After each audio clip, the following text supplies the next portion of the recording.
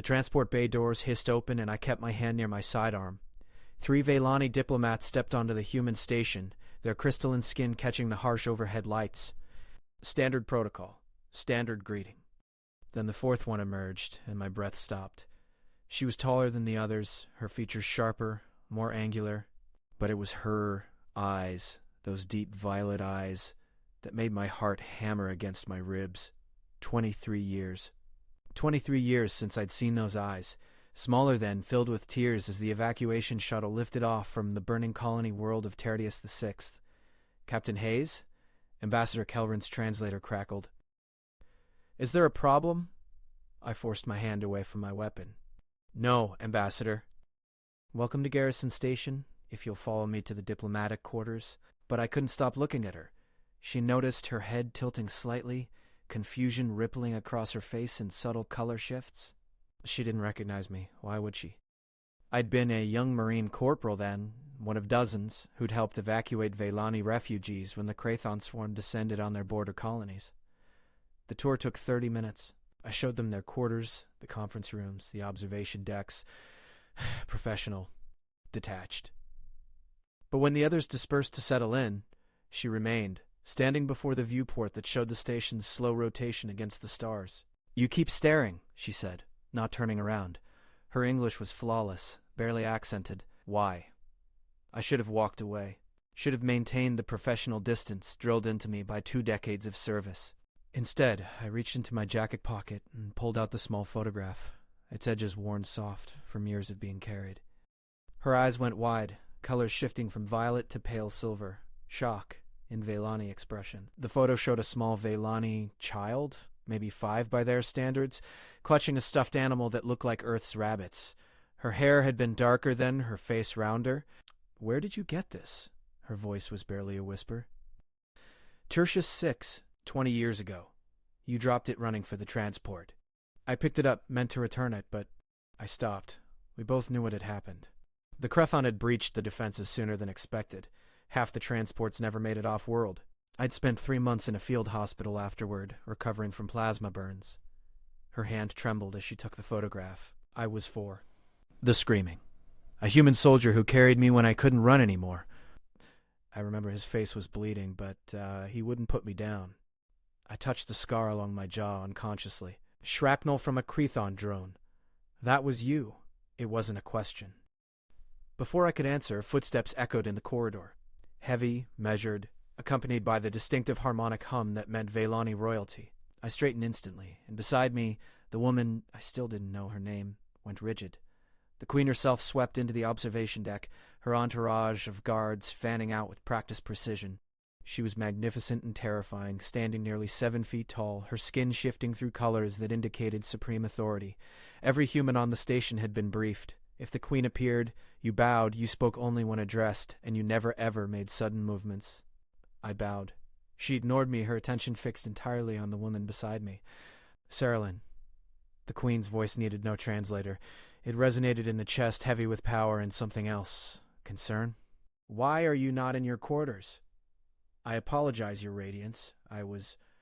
Saralyn's voice faltered. The Queen's gaze shifted to me, then to the photograph still clutched in Saralyn's hand. The temperature in the room seemed to drop 10 degrees. Captain Hayes. She knew my name.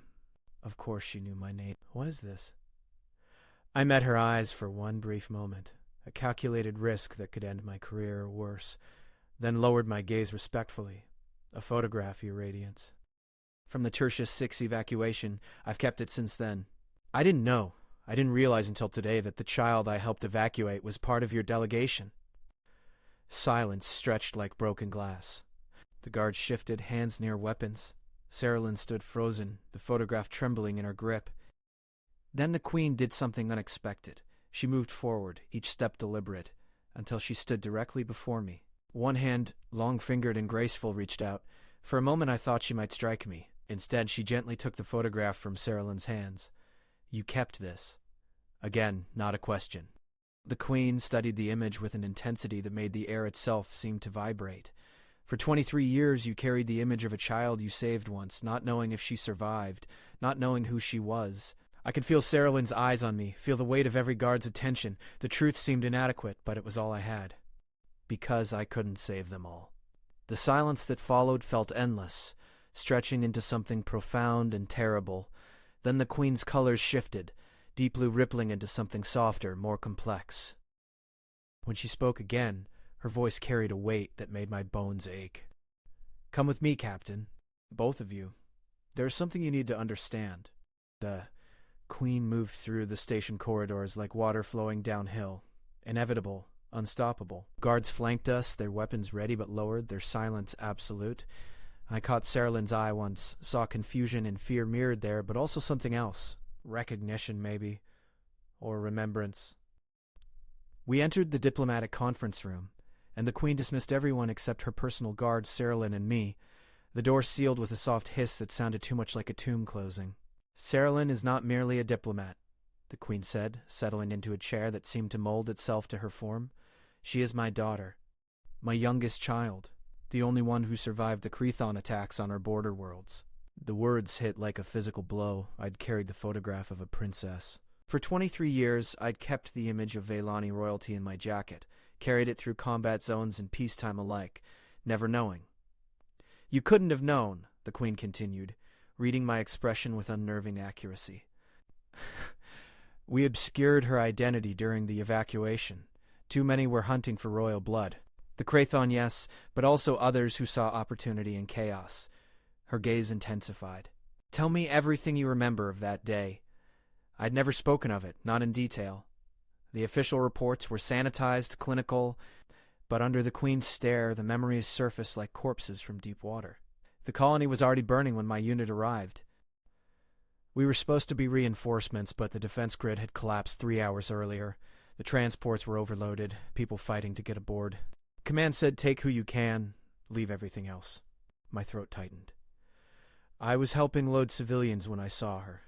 Small, alone, clutching that toy. She was crying, calling for her mother. I picked her up, started carrying her to the transport. Then the Crethon drones hit the landing pad. Sarah's colors shifted through shades I couldn't read. Pain, maybe, or the echo of old terror. Shrapnel took out half my unit. I took a piece to the face, nearly lost consciousness. But I could feel her holding on to me, her arms around my neck so tight I could barely breathe. I remember thinking, if I fall, she falls. So I didn't fall. I got her to the transport, pushed her through the door, and then the pilot was screaming that they had to lift off now, right now, or they'd never make it. "And the photograph?" the Queen asked softly. It fell when I handed her up. Landed in the dirt beside me. I grabbed it, thought I'd give it back, but the transport was already rising. Then the second wave hit, and I don't remember much after that. Woke up 3 weeks later in a medical frigate. I paused. I asked about the refugees. They told me some transports made it out. Some didn't. They couldn't tell me which ones survived. So I kept the photograph. Told myself that if she made it, maybe someday I'd find her and give it back. The Queen rose, movements slow and deliberate. She approached me until we stood only a meter apart, her height forcing me to look up to meet her eyes. "Do you know how many humans died on Tertius 6 trying to save my people?" 417, I said immediately. "I know all their names." Something flickered in her expression. Surprise, perhaps. "You memorized them. They were my brothers and sisters in arms, your radiants. Some were my friends." The least I could do was remember.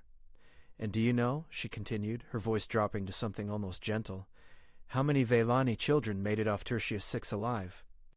The numbers had never been fully disclosed.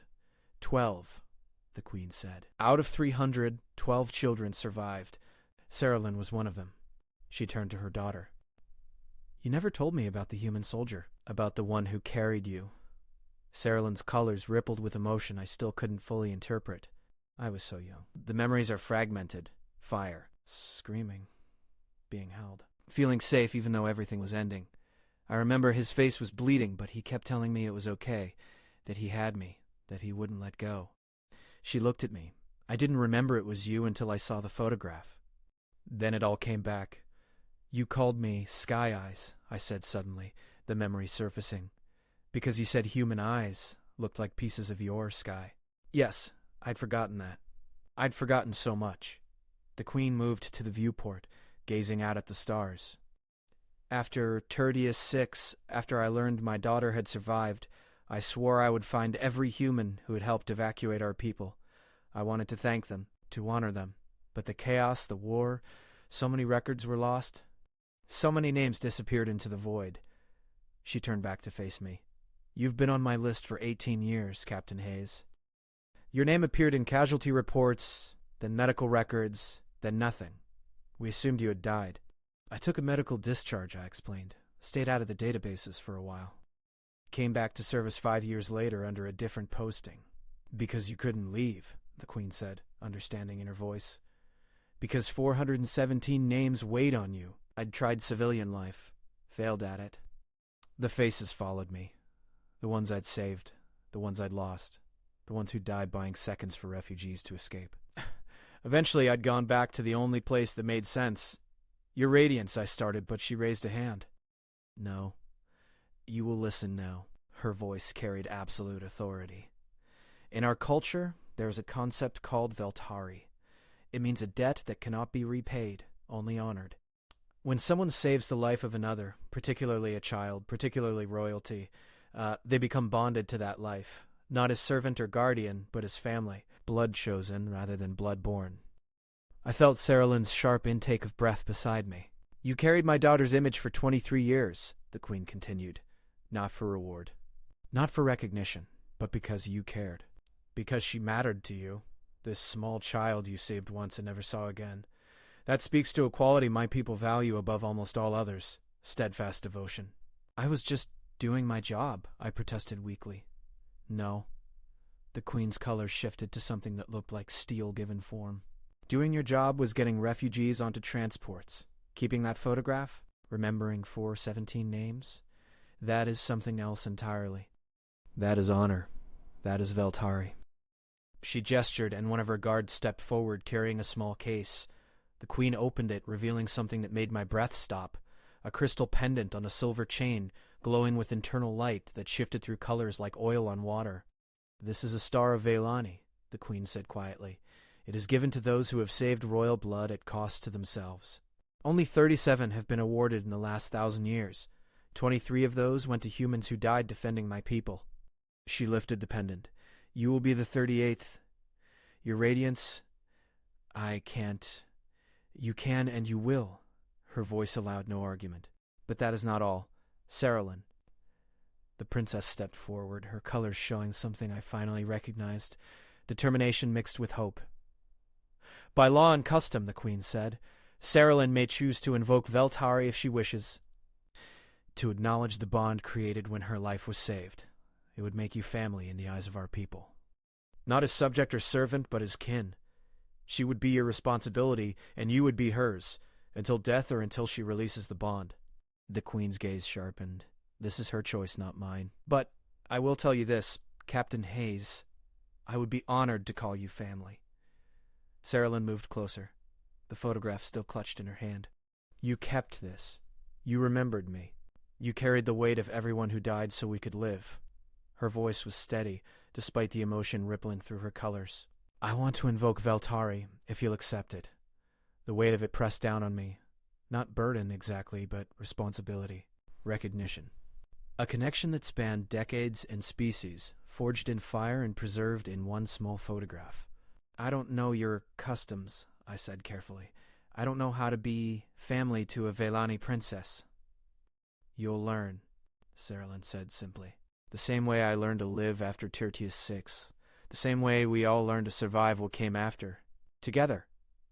The Queen watched us both, her colors showing approval and something deeper. Satisfaction, maybe, or the settling of an old debt. Then it is decided. Captain Hayes, approach. I did, my legs steadier than I'd expected. The Queen placed the pendant around my neck, the crystal settling against my chest with surprising warmth. Then she did something I'd never seen a Veilani royal do. She placed both hands on my shoulders, the gesture unmistakably human.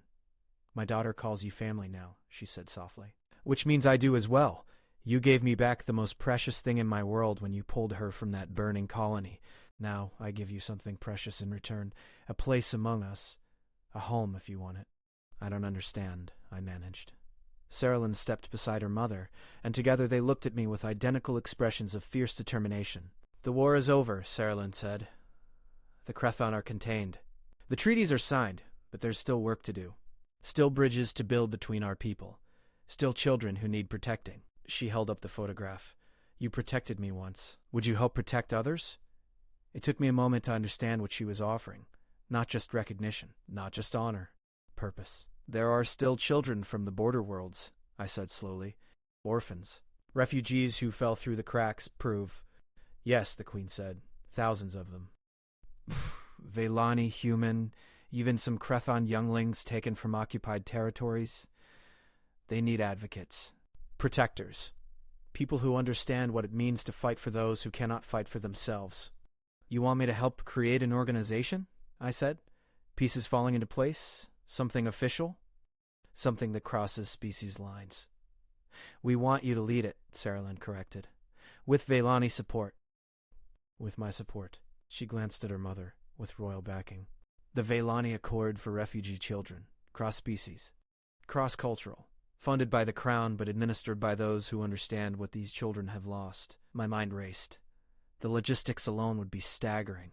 But the possibilities, actually making a difference, not just remembering the names, but preventing more names from being added to the list. "I'm not a politician," I warned. "I'm a soldier." "We have enough politicians. What we need is someone who will fight for these children the way you fought for my daughter. Someone who will carry their photographs in their pocket if that's what it takes to remember them." Her color shifted to something almost playful. "Besides, you're family now. You don't really have a choice." Saralyn laughed, a sound like wind chimes in a summer breeze. "She's joking. Mostly. You can refuse, but I really hope you won't." I looked at the photograph in Saralyn's hand, then at the pendant around my neck, then at these two remarkable beings who were offering me something I'd thought lost forever after Tertius 6, a mission that mattered. "The children would need protection," I said, thinking out loud. "Not just resources, but actual security. Especially the ones from contested zones. We can provide that," the Queen said immediately. "Vaylani and human guards working together, trained specifically for this purpose. And education. Medical care. Psychological support. So many of them will have trauma. We've been planning this for months. We just needed the right person to lead it. Someone both species could trust." "Why me?" I asked. "There are others.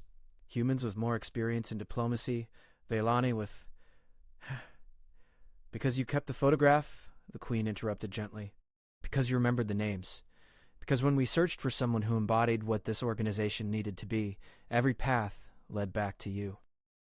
She paused. "And because my daughter trusts you. That matters more than you know." I looked at Saralyn, really looked at her, and saw not the terrified child from my memories, but a woman of strength and purpose. Someone who'd survived hell and come through it determined to make sure others didn't have to face the same darkness alone. "One condition," I said finally. The Queen raised an eyebrow ridge, the Vaylani equivalent of an intrigued expression. "Name it." "I want a memorial. Something permanent. Their names and what they did, so everyone who comes after knows the cost." "Done," the Queen said immediately. "On Tertius this itself, when we rebuild, a monument that can be seen from orbit. And," I continued, warming to the idea, "any human who died protecting Vaylani refugees anywhere. They all deserve to be remembered. And Vaylani who died protecting human refugees. And any other species. The memorial should honor all who gave their lives protecting children." The Queen's colors shifted through a spectrum that I was learning to read. Pride, approval, and deep satisfaction. "You see? You're already thinking like family. Like someone who understands that some bonds transcend species." She extended her hand in the human fashion. "Welcome to House Vaylani, Captain Hayes." Welcome home. I took her hand, then Saralyn's, feeling the warmth of their crystalline skin, the steady pulse of life beneath. I accept. All of it. The honor, the bond, the work. I smiled, surprising myself. "Thank you for finding me. Thank you for being findable," Saralyn said, smiling back. "And thank you for keeping this." She held up the photograph one more time. "It's more precious to me now than you can imagine. A reminder that even in the worst darkness, someone was watching out for me, that I mattered to a stranger who became family." The Queen moved to the viewport again, gesturing for us to join her. We stood together, looking out at the stars, at the vast darkness punctuated by distant lights. There are children out there right now, she said quietly, who are alone, who are afraid, who think no one is coming for them. She turned to look at me, her colors showing absolute conviction. We're going to prove them wrong. All of them. For every child we can reach, we're going to show them what you showed Saralyn, that someone cares, that they matter, that they will not be forgotten. For every child, I repeated, the words feeling like a vow. For every child, Saralyn echoed. And there, in that moment, with a photograph 23 years old and a crystal pendant glowing against my chest, I finally understood what the Queen had meant by Valteri. It wasn't just about debts or honor. It was about connections that transcended time and space, about the bonds forged in moments of crisis that echoed forward through the years until they found their proper resolution. I'd saved a princess without knowing it, carried her image without understanding its true significance. And now, decades later, that single act of compassion had grown into something larger than myself. A chance to save not just one child, but thousands. To build something that would outlast me, that would turn the ashes of Tertius Thea into foundations for hope. The Queen was right. I was home. Not the home I'd lost when the war started, or the one I'd tried to build afterward. This was something new. Something that felt like it had been waiting for me all along, carried in my pocket like a promise I'd made without knowing. When do we start? I asked. Saralyn's colors blazed with excitement. Tomorrow, if you're ready. There's a transport of refugee children arriving from the demilitarized zone. 63 of them. They'll need processing, placement, evaluation. It would be good for them to meet you. To see that someone cares. 63 chances to make sure no more names got added to the list of those who didn't make it. 63 opportunities to be the soldier who didn't let go, who carried them to safety no matter the cost. I'll be there, I said. We'll be there. Because that was the truth of it, I realized. I wasn't alone anymore. I had family now. Strange and wonderful and completely unexpected, but family nonetheless. And together we were going to do what we'd both learned in Fire and Blood and the darkness between stars. We were going to save the children, all of them, for as long as it took. For as many as we could reach, because some debts could never be repaid, only honored. And some photographs kept safe through decades of war and peace could change everything. The pendant warmed against my chest, and somewhere in the station, 63 children who didn't know it yet were about to discover they weren't alone, that someone was coming for them, that they mattered. Just like a small Vaylani girl with violet eyes had mattered to a young Marine corporal on a burning colony world 20x Surriers ago, just like they all mattered. Every single one. Two halves.